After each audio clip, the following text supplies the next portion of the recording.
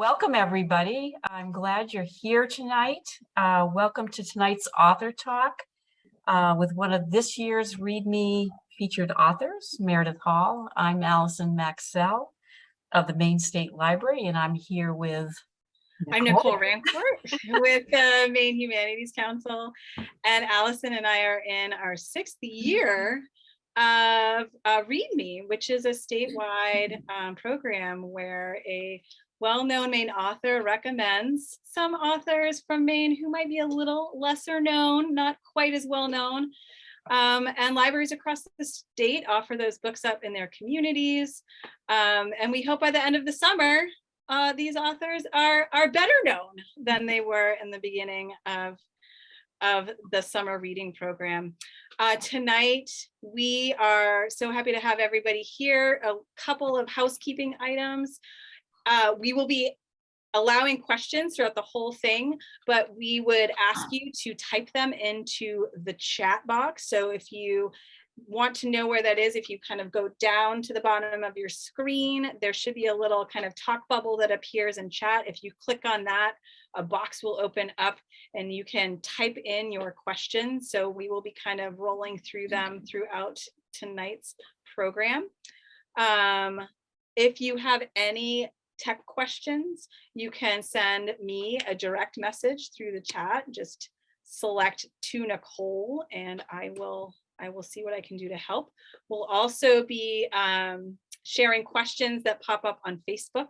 So I might be interrupting the two of you every now and then with a question. Good.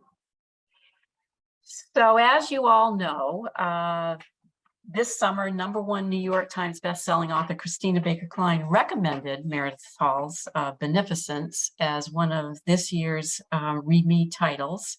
And I just wanted to go back to the comments that she made about the book in part of the selection. And she says from the beginning, she says, from the first 2 lines of Beneficence, I was transfixed. I share those comments. In deceptively simple prose, Hall tells the story of a farming family, the Centers, whose quiet lives are upended by tragedy and who must find a way forward, together and apart. I thought those were pretty powerful comments. I had the pleasure of actually introducing Meredith tonight. So as you probably all know now, because we've been waiting anxiously for this evening's talk, and many of you have maybe been out at other libraries where she's spoken already, but Meredith Hall is the award-winning author of Beneficence, the New York Times best-selling memoir without a map, and a contributing author of Modern Love, 2 stories of love, loss, and redemption. Her work has appeared in 5 points, the Gettysburg Review, the Kenyon Review, the Southern Review, the New York Times, and many other publications. Hall divides her time between Maine and California. Without further ado, what we've been waiting for, I turn over the mic and introduce you to Meredith Hall. Thank you very much, Allison, and thank you very much, Nicole. It is a great honor to be here and a great pleasure to be here tonight. I do, in fact, spend some of my time in Berkeley, California. I have children and grandchildren here, and so of course I need to be here, but home is Maine, and it's very, very nice to be back among people in Maine. So I'm very happy to do this evening. That was a wonderful introduction, Allison. Thank you. I appreciate it. What we thought we might do tonight is have me do a couple readings from Beneficence and then invite you all to type in, I think through the chat mechanism, questions that you might have or comments. I am absolutely able to do a kind of author talk presentation if there aren't questions, but I think it would be a lot more fun and interesting if we're actually in conversation with each other. So I really hope that you will submit some questions and comments. But I will open with a reading. Beneficence it takes place on a dairy farm in central Maine, a fictional area of central Maine. There are three voices in this book: Doris, who is the wife and mother, Tup, the father and husband, and Dodie, one of three children. There's an older child, Sonny, and then Dodie, and then Beston, a little boy.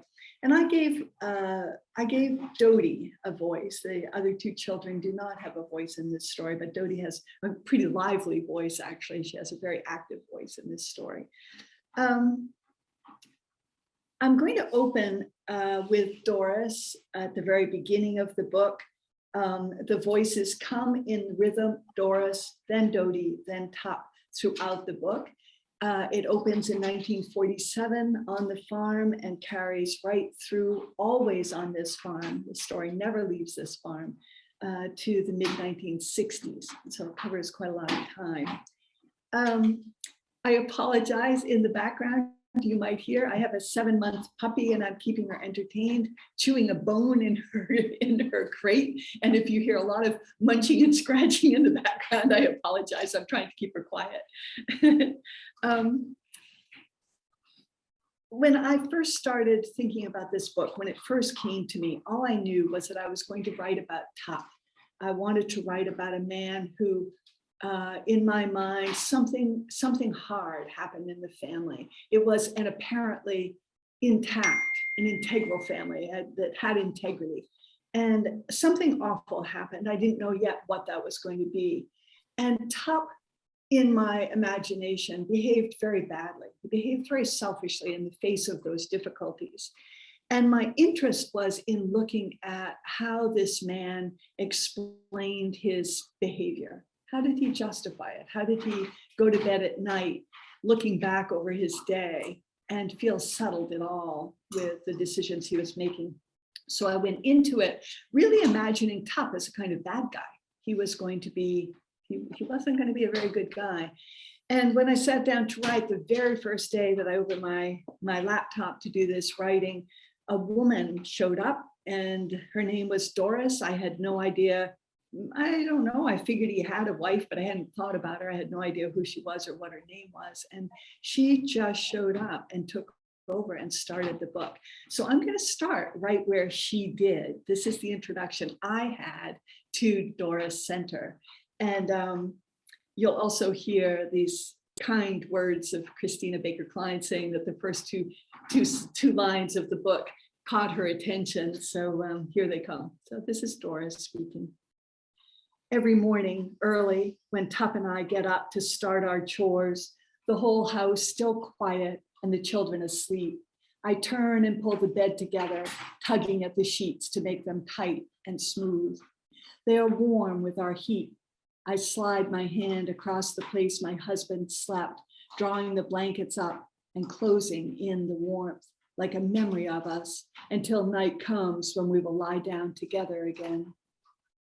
Our room has big windows on the back of the house, looking out on the near pasture and the creek running through it. It is very nice to stand first thing every morning looking out over the land. The trees along the hayfields look like ghosts some summer mornings when the ground fog hugs the warm earth. And then the mist slowly drifts up and away, so that by the time I am doing breakfast dishes, the sun makes sharp shadows of the fence wire, like long, neat stitches binding us to this place. Tup and I have enough sense to know that we are blessed people. You cannot know what will come. Once, when Sonny and Dodie were just toddlers, both of them locked themselves in the milk room by mistake. Tup was busy in the north pasture. I could hear the tractor in the distance working. That must have been the year he bought the new tractor, 1938. And I was the one who was supposed to keep an eye on the children. I always did. I learned as soon as Sonny was born that when you have a child, your own life diminishes to just about nothing, and willingly so. Growing up, you are so full of dreams of what your life will be and how you will use all those years that sit like a promise. And always it is you at the center. And then you get married and those dreams change, but still you have big ideas about it all. Maybe the farm will extend, or you will have enough money to take the train to Sarasota one winter, or you will be paid by folks to cut and sew dresses and skirts you've learned how to copy from the magazines. We can't ever know what will come. You meet a man and marry him and find out whether you made a good choice or not. If you did, you love each other and work hard, and then you have your first baby, and whatever it was you ever dreamed about changes the first time you hold him and feed him and watch him study your face. Sonny came when I was 19 years old, and I forgot forever any of those things I had ever thought I wanted. I felt as if I were God making such a good world for our children. When Sonny came, and then Dodie, and later Beston, I was willing to leave the life Tup and I had and let my children take that place. I am more than willing. So that morning, the children were out back with me while I hung out the clothes. This was before Beston was born and about the last year before we got the washer. I heated water on the wood stove in the kitchen and lugged it out to the back dooryard and did the washing on the pump platform. The kids liked laundry day. It was all play for them, dipping little cups into the water and pouring it out on the dry gravel. On a warm morning, you could watch the water disappear like a stain from cloth. I pumped cold water for rinsing and poured it into the tub, and Sonny and Dodie would beg me to dump some over their heads, with them shrieking and running away. It was a game we played every laundry day all summer. The kids would get soaked and muddy, and so it was all a good morning for them. Well, that day they got bored, I guess, and wandered off without my realizing. I never even noticed they were gone. I had carried the basket of wrung clothes over to the lines and was pinning them up when I suddenly heard nothing but the breeze rustling the wet cloth and the soft sound of the distant tractor. Like a terrible dream, your worst dream, that moment of inattention when you had forgotten for 1 minute that you were the mother, the one whose single purpose it was to keep your children safe, and that awful silence that jolted you back. I remember feeling so helpless, as if I couldn't fix this no matter what I might do. I ran to the kitchen door and then back to the pump, and then turned toward the noise of the tractor so far off in the field, as if Tup could pluck my children out of the air. I needed Tup to give me a shake and tell me to think. And then I was back inside myself again, and I could say, they can't have gotten to the creek yet, so wherever they are, they're all right. After that, it was just a story like all mothers have, that cold fear when your child takes off from your sight for just long enough to scare you into thinking you have lost him forever, and you know you are a terrible mother who cannot keep your children safe. I called and called, Sonny, Dodie, turning slowly in place so my voice would carry across the whole yard. And then I heard Sonny's little yell from the milk room, Mama, Mama. As scared as I was, I heard the panic children feel when they have moved beyond the reach of their mother's protection. I'm coming, I called, running to the barn. You silly ducks, where are you? I called in a false and cheerful voice to reassure them and to dispel the terror that had caught me, to assert that this was just an accident, a small event Tup and I would laugh over with relief when we shared supper. I could hear the door to the milk room rattle, and when I lifted the latch and pushed the door open, my children pressed their tearful faces into my apron, their arms clasped around my legs, the sweet animal smell of fresh milk tumbling out the door around us. My silly ducks, I said, stroking their tight little shoulders and hair wet from our laundry day game. It's all right. But I still remember the sound of my cries out into that sudden silence, and of Tup's tractor off in the north pasture, so far away.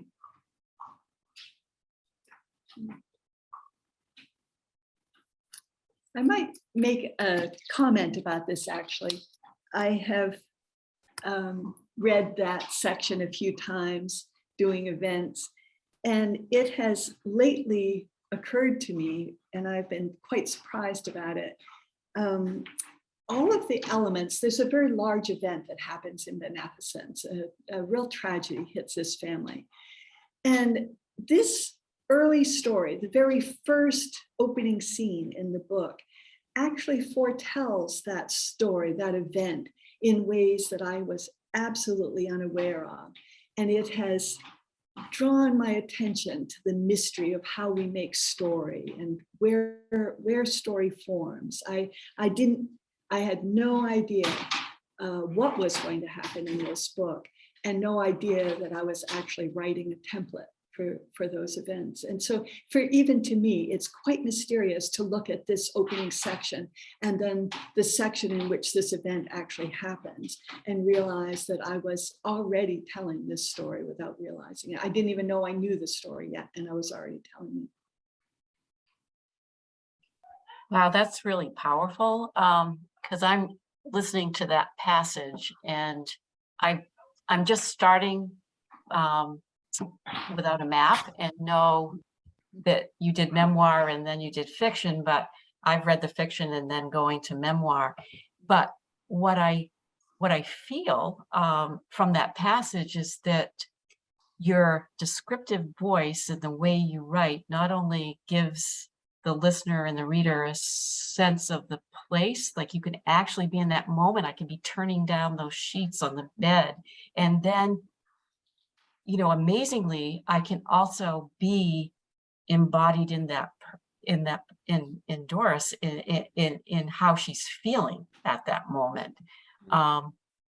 So that's one of the questions, like, I would have if you wanted to even entertain it at this moment, or whether you want to do another reading, is just maybe your work with memoir has given you this capacity to move to fiction in a way that is really engaging and interesting. So I wondered if you could talk a little bit about that.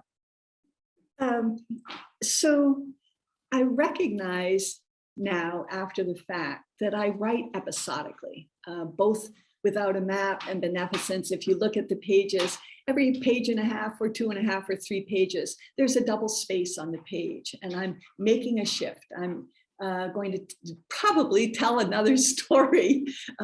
It might be a memory. It might be a story that just happened that day, or it might be something that happened a while ago.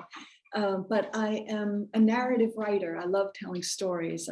These are all discoveries that I've made about myself with these 2 books. And my instinct is to write episodically, first person, with these short stories told again and again and again, just a series of stories. So I think in that way, the structures of these books are quite similar. I think the mystery for me is the source of the story. Even writing my memoir, you would think it would be pretty clear these events happened to me. There are a finite number of stories. I could make a list of them on the page. But still, which stories wanted to be told and what it was that was of interest in those stories to me always was mystifying to me. I didn't have control over it. It just came to me. This move into fiction is, I made the decision when I wrote my memoir. I was a 57-year-old woman. I had taught writing for many years and raised children and took care of an elderly kind of surrogate father who lived with us for 12 years until he was 96. And it was only when my children left and Quincy died that I started thinking, you know, you teach writing with so much passion and joy, but you don't write. How do you know all this stuff about writing if you haven't done it? And I challenged myself to write a couple essays. And with the support of a colleague at UNH, I sent them out, and one won the Pushcart Prize, and one was in Best American Essays. And of course, my head got this big, and I thought, oh, this is wonderful. And I applied for a grant from a Room of Her Own Foundation, and thought that there was not a prayer in the world that I would receive this money, but they gave me $50,000 to take 2 years from my teaching and write. So when I wrote my memoir, I understood absolutely. I was a small town girl from Maine, and nobody would read this book. I knew how hard it was to sell a book. I didn't think it would sell. I didn't think anybody would read it. And so I told a very intimate book. I actually imagined a kind of old woman crone who sat beside me every day of that writing and listened to me with no judgment. And she never said a word. She just listened a very compassionate old lady, and she just listened to me. And because of that, she elicited from me an intensely intimate story. And when I was done, all of a sudden it sold and it hit the New York Times bestseller list. And I spent 2 years traveling around the country talking about it. And when you talk about a memoir, you do not talk about place and metaphor and descriptive language. You talk about a life. And finally, I had done that enough and decided that I would write this novel. It took me a few years, probably 3 years or 4 years, to settle on an idea, and Tup was my idea. I was going to write about this guy who didn't behave well. That was where I started. And I jumped in, and I was shocked to see story after story after story after story just erupt. They were just there. And in the end, I have discovered, I've been very, very surprised to discover that this book, I thought I was moving into fiction to move away from the intimacy of myself. I thought I was protecting myself. These are people I've never met. I've never known anybody like this. I've never known anybody to whom these events happened. I've never been on this farm. I thought this was someplace so outside me that I was completely protected. And in fact, I have been shocked to realize that I feel more exposed in this novel than I ever did with my memoir. It's somehow is calling out to the world from a very, very profound place inside me. I feel as if I've sort of unzipped myself and opened my heart, my brain, and said, just, this is me, this is how I do my days, just walk right on in, you're welcome to come in. So that's been a surprising transition. Fiction did not afford me what I thought it might afford me. Mm. Yeah, Penny has said one wonders if the story is forming in one's unconscious before it comes to consciousness. So obviously you have the stories to draw from. So, you know, part of, you mentioned Tup and just the complexity of that character. So maybe you could talk a little bit about that as far as the character development and that narrative. So it was Doris in those first pages who convinced me that actually Tup is, she loved him. Doris loves Tup very, very much, and she likes him, and she respects him, and she loves being with him, and she is grateful to him for the way he parents their children. They're good parents together. And I was surprised by all of that. It was Doris who said, that's not who Tup is. You're not going to get away with that. This is going to be a very different story.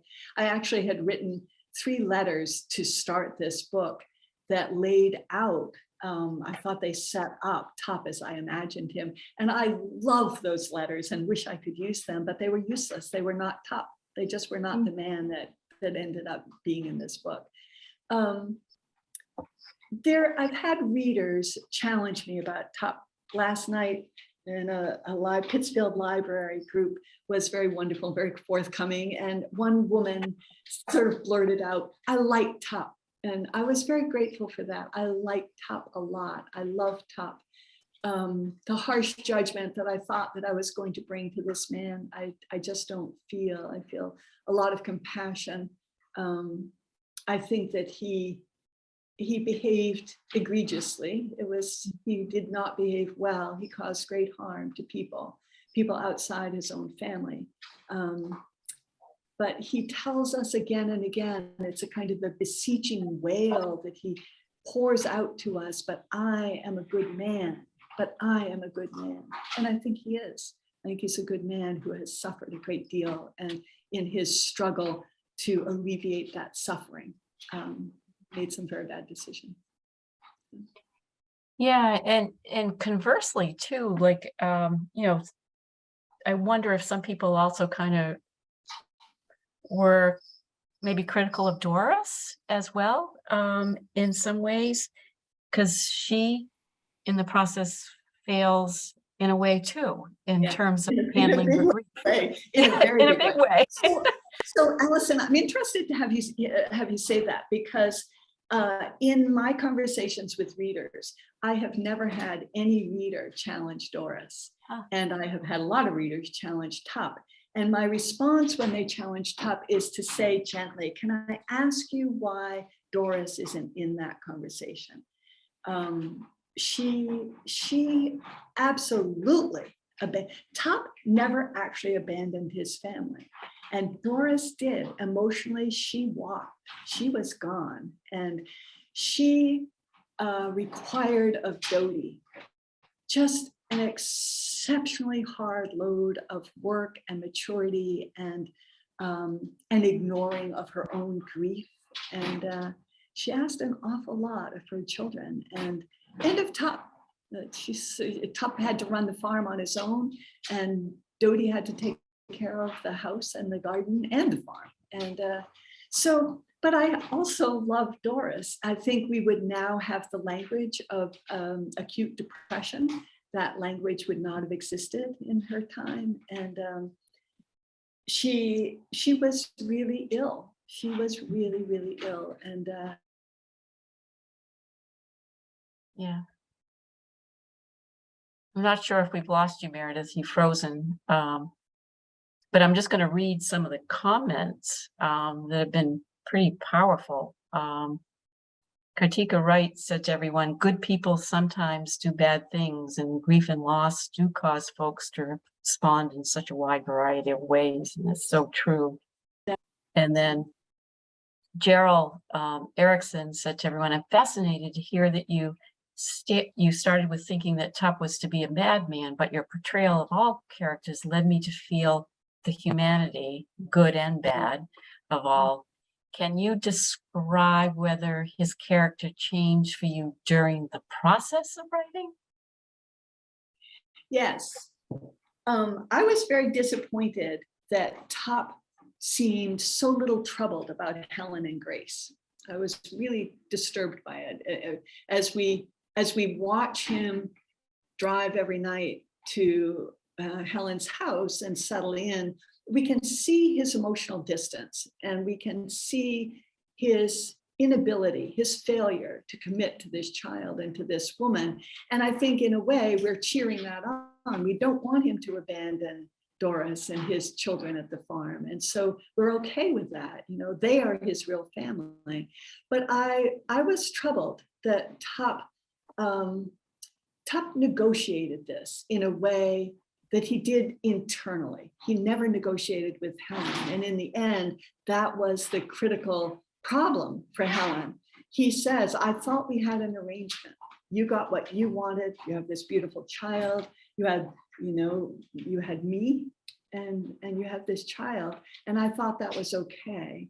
And she, of course, says, what are people saying about me? What are people saying about this child? The cost to us has been terrible. And so I was very interested to watch Tup manage to explain what he was doing in a way that kind of rescued him from real accountability. We don't see that happen until Dodie confronts him in the very end of the book and says to us, Grace can't be the only child left behind in all this. That's not fair. What are you going to do about Grace? I think she's about 12 and you need to do something. And then he does tell Dodie and us that he has in fact prepared a letter and wants to send that to Grace when the time is right, introducing himself to her and trying to explain to her how this ever happened. And that might be, I need to come back to this in another book and see what in the world he's going to say in explanation. So, yeah. So we've got a more from the, this one I think is from the Facebook. Nicole entered it in. It's from Kathleen Caldwell. Thank you, Kathleen. The voices are so distinct, so consistent and unusual. How did you go about finding those voices? I fell in love with them. I completely and absolutely fell in love with each of these people and couldn't get enough of them. I just could not spend enough time with them and loved hearing them talk. This is my first novel. It's a debut novel. I taught writing narrative, nonfiction writing. A lot of fiction writers took my MFA course because they weren't really receiving exposure to narrative writing, oddly, narrative writing and fiction. So I had a mix of fiction and nonfiction students in these narrative workshops. And in those, I came to understand that there's some basic advice fiction writers are given. One of them is do not use multiple voices. It's too complicated. Another is do not write in first person. It's too complicated. And I broke both of those rules instinctively. This was a very, very comfortable move for me. I was, I initially, when I pictured writing in three voices, I initially pictured that they would sort of be in direct conversation with each other. So they might add to something or even especially contradict something. And I wasn't in the end, or right away, early on, I was not interested in that. They really had their own, they had things they wanted to talk about on their own. And I have to tell you, if you have not tried writing stories, it is absolutely the most joyful thing in the world to dive down that hole and say hello to Dodie or hello, Doris, hello, Top, and see what they're up to today. I used to scold them along the way. I'd get so frustrated starting my writing in the morning saying, why can't you do what I am asking you to do? But they never did. So Jennifer Fox, it's so in line with what you just said. She comments to everyone that Tup grew. And although he lost it once or twice, he was always loving and grateful. He never stopped loving his family. He respected Helen and felt equal to her. And I was going back to some of the discussion questions that we had created for some of the book groups. And there were some questions on spirituality and faith in the book. And one of them was, why is it Tup, who is, even in all this, is able to hold on to his faith? Yes. Yes, and I think Tup has something more than a kind of daily faith. I think Tup taps into something very deeply, very profoundly spiritual about his connection to the land, and through that land and his work and the beneficence of the land, the kindness, the generosity of the land. I think that Tup has come to be a man who feels a profound sense of the sacredness of a creative God. And that carries him in ways that it does not carry Doris. I think Doris she started in this story having faith, and she went to church like all country people certainly did in the 40s and 50s every Sunday, and most anyway. And she had faith, but her faith abandoned her very quickly on, and she struggled toward it. But she felt bereft of God, she tells us. And Dodie is an adolescent and a teen, and she is questioning everything. And she challenges her father hard about the existence of God. How could God let this happen? If your God exists, how come we're here? How could this ever happen? But I do think that Tup is, oddly, although he is in some ways emotionally more kind of primitive in a way, in his need to find solace and love, I think he has a very, very highly developed sense of his spirituality. Yeah. So we have another one. Gerald Erickson asked, how did you decide not to provide a narrative voice to Beston? Yeah, it's actually just a logistical decision for me. It was at the time. I love the idea that I've read that visual artists don't make beauty. What they do is solve problems every day in their studio. I just love that. And I think writers have to do that. You start your work and there are immediately just an infinite number of problems that present themselves, and you have to work around them. You have to figure it out. I made the decision that Beston was so young. He was only, in that opening scene, he was only Beston wasn't even born in the opening scene. I'm thinking about Dodie. He wasn't even born yet. And within 50 pages, Beston is still just a tiny voice, just so young that I didn't think that he could have a legitimate voice early in the book, and I couldn't see how to introduce him later on. And so Dodie actually not only is she asked by Doris to be Beston's mother, but she's asked by Meredith Hall to interpret her brother to us. It's really Dodie who delivers Beston to us. Yeah, that's an interesting response. Yeah. Ellie Miller says, I'm fascinated as you describe your process. It sounds like your characters somehow developed their own characters and their own stories, and you were simply their scrivener. Am I hearing you correctly? This seems really unusual for an author. Is it as unique as it seems? You know, I've been a little shy about this conversation. I don't want to present in any way that this was an easy process. It was not. It took me a number of years to find this kernel of a story about Tup, and then 3 or 4 years of writing, slow, careful writing to produce this book. I don't revise. I write slowly, and am writing really sentence to sentence to sentence, and circling back a few sentences and changing and refining. So I don't actually go back and rewrite, but the stories and the people, it felt to me, you know, I don't know how to describe it.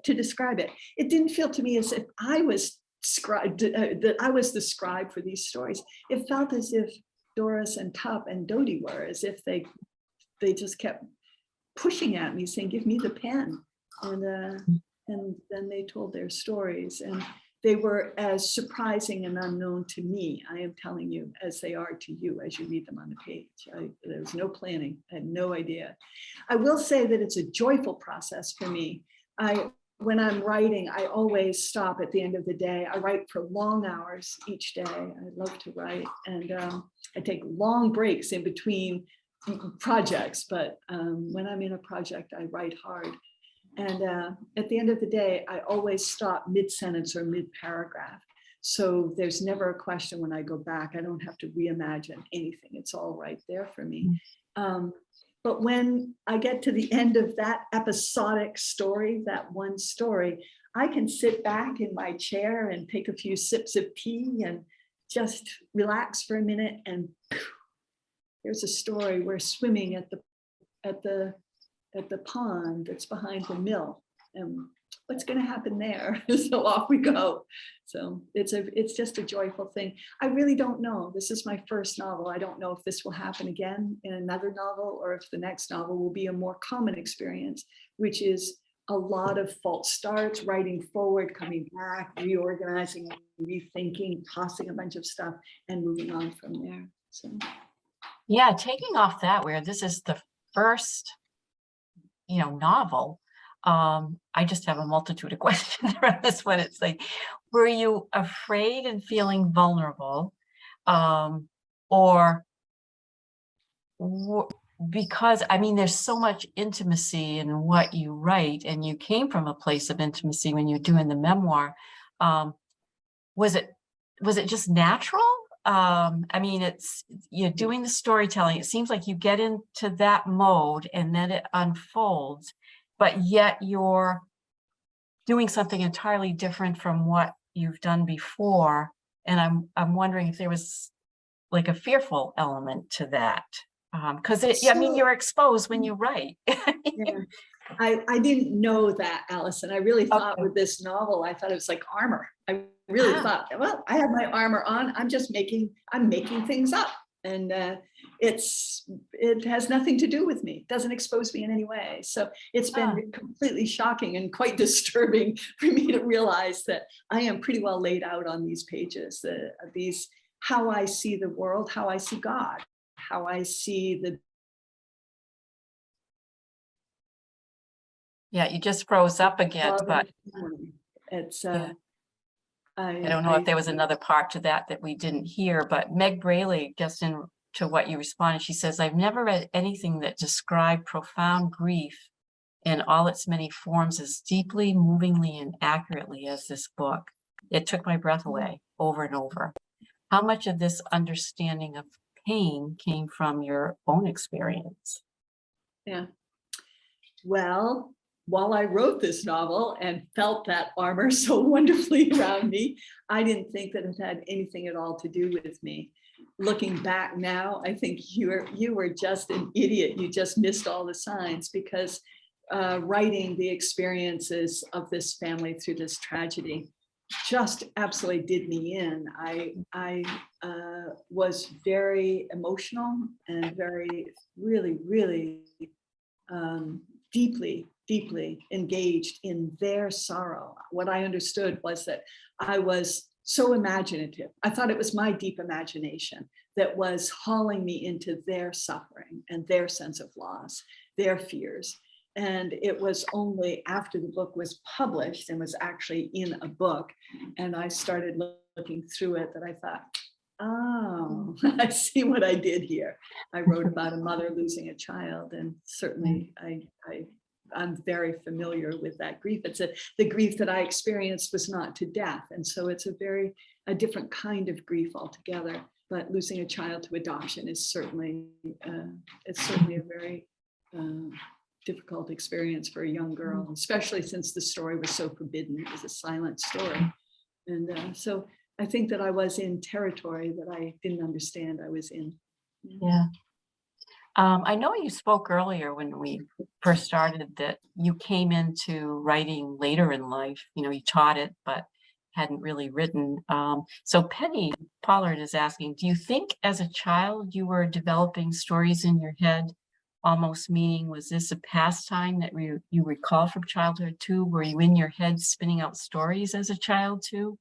And we just had to wait a long time for it to happen. Yes, I think so.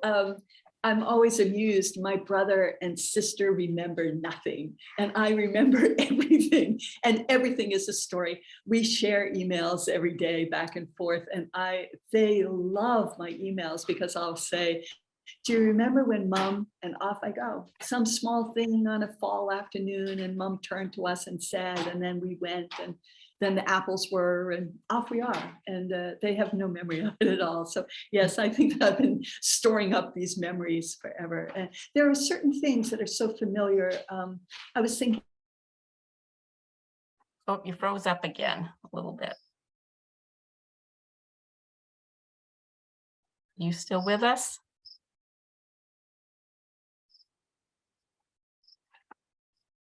I'm not sure if maybe you just temporarily turn off your video, maybe your audio will come back. Frightened, but yeah, there you are. Yeah, and we didn't, Meredith, we didn't hear it because it froze. So maybe you could repeat what you just said.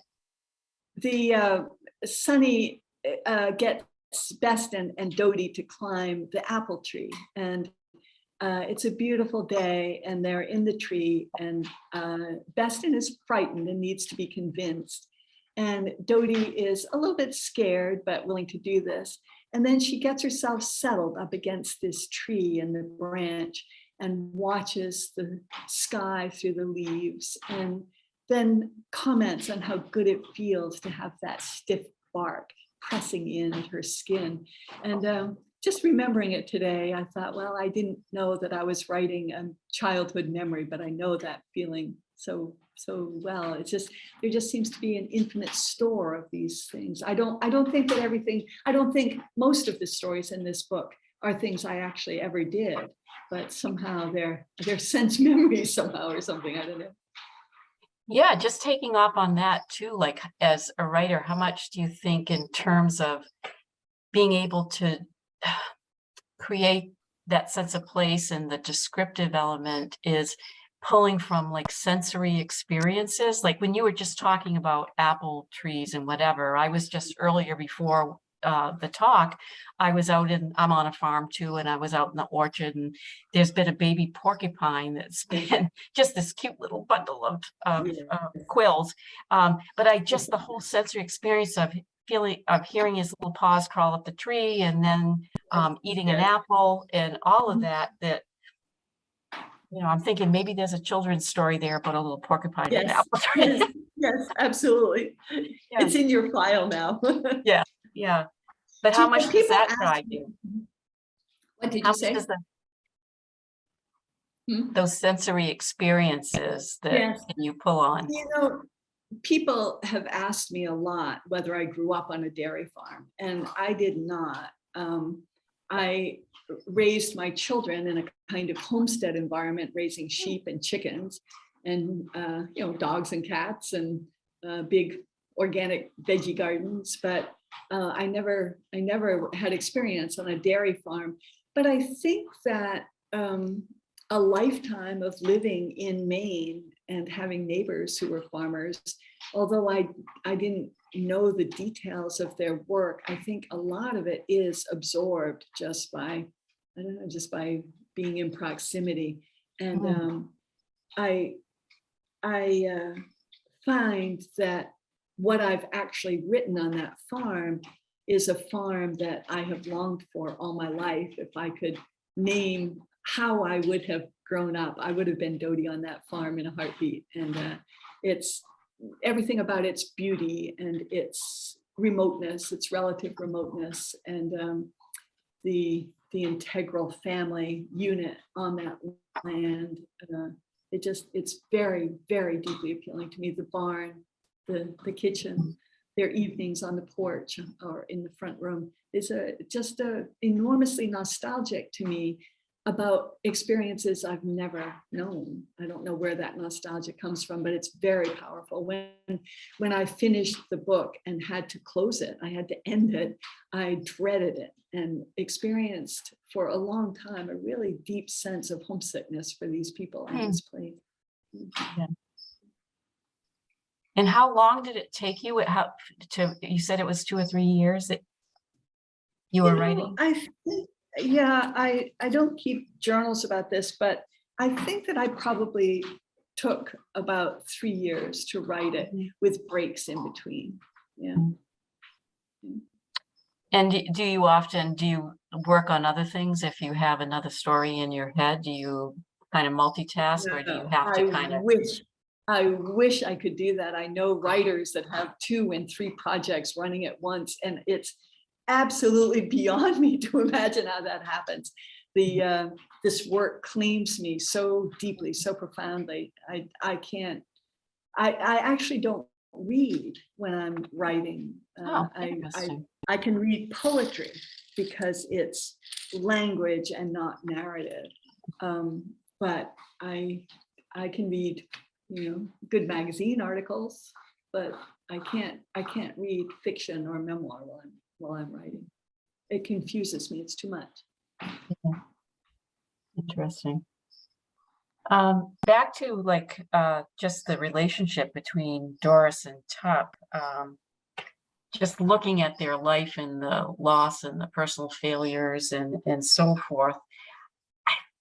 There's still a sense of walking away from the book feeling like the love endures between them. Can you talk a little bit about that? Because it's subtle, but it's not. But it's very poignant. Yes. So let's see if I can quickly find this.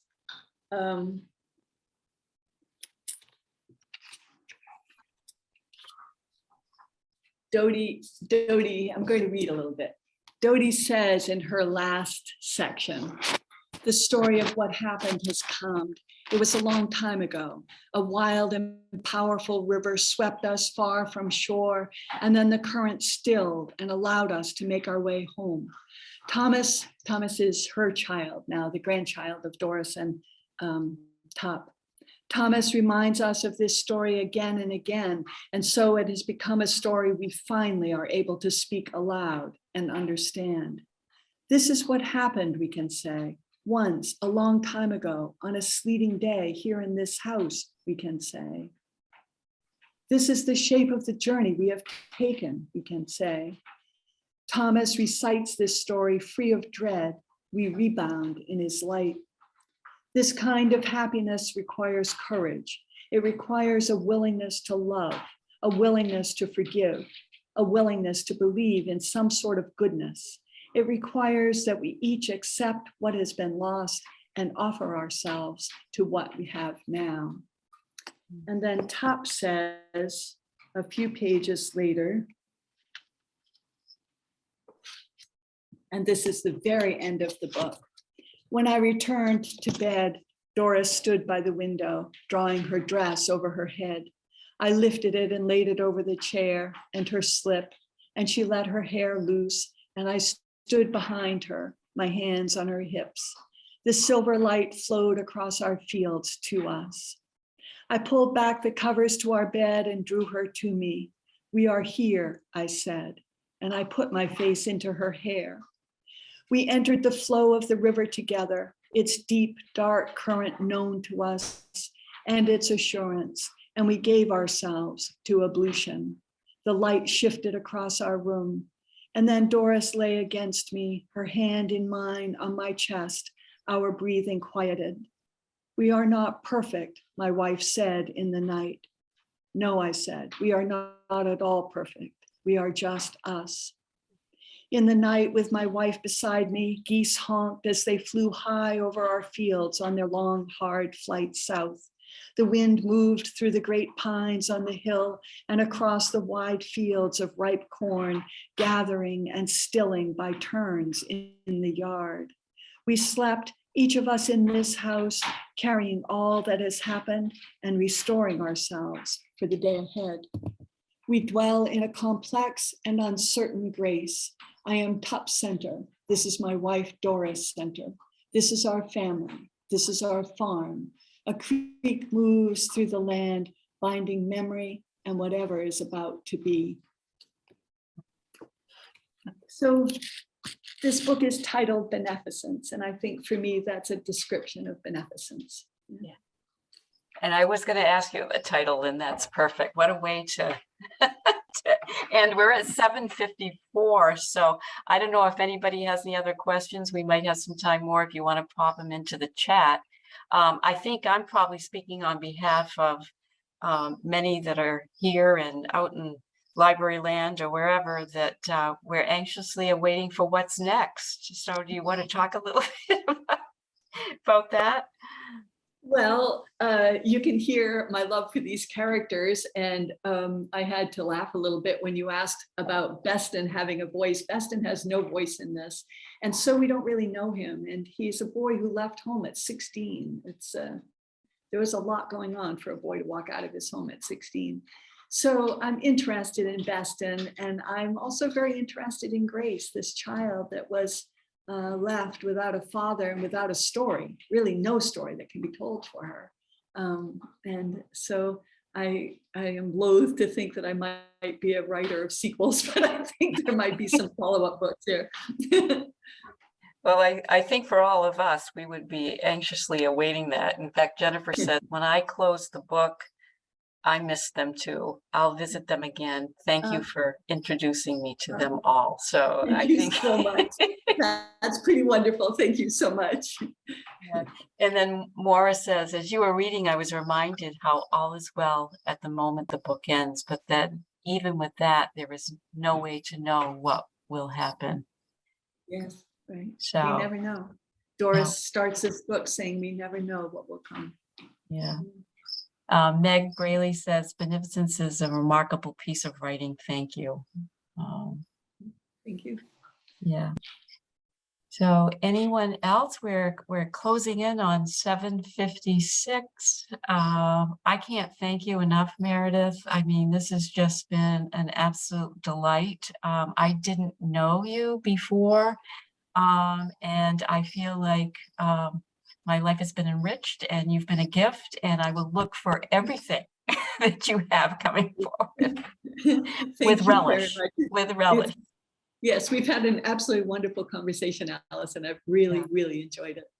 Good, good. So I'm going to really turn it over to Nicole in terms of any upcoming announcements. The well wishes and thoughts are coming in from everybody. I want to thank the audience tonight for your engagement and your wonderful questions, comments. I mean, so much. You know, we're still in Zoom, but there's a level of intimacy in Zoom too, and particularly when everybody is so engaged as they are, and it's a it's nice to have that. So I thank everybody. So Nicole, I turn it over to you. Yeah, and I mean, just thank you thank you everyone for joining us and for being part of the conversation and engaging with each other and with Allison and Meredith. Meredith, thank you so much for taking Thank you, Nicole. time out of your busy life to just be with us tonight and just be so vulnerable in sharing your experience and your writing. And Allison, as always, I just appreciate you and being my partner in crime in reading. Thank you. So It's easy when you love your job and you love the people you work. right? It's just, I'll say that too, know, yes. like we have the best jobs. That's really what this do. So one thing just to be aware of is that while Read Me 2022 is wrapping up as summer comes to a close, Read Me 2023 is already in the planning stages. We will be announcing the recommending author in the next week or so, which is very exciting. So stay tuned for that. And if you haven't yet read Beneficence, go to the library, get the copy. They're all over the state. Hundreds and hundreds of copies are all over the state. And our other featured book by Phuc Tran this year, Sigh, if you haven't read that one, that too is a delight. And you know, Christina Baker Kline just hit home runs this year for sure. So just thank you to everybody. What a wonderful evening. Yeah. And Such read an on, honor. write on. Right on. Thank you so much. Have a great night, Everybody. everyone. Just a great Thank you honor. all. Thank you.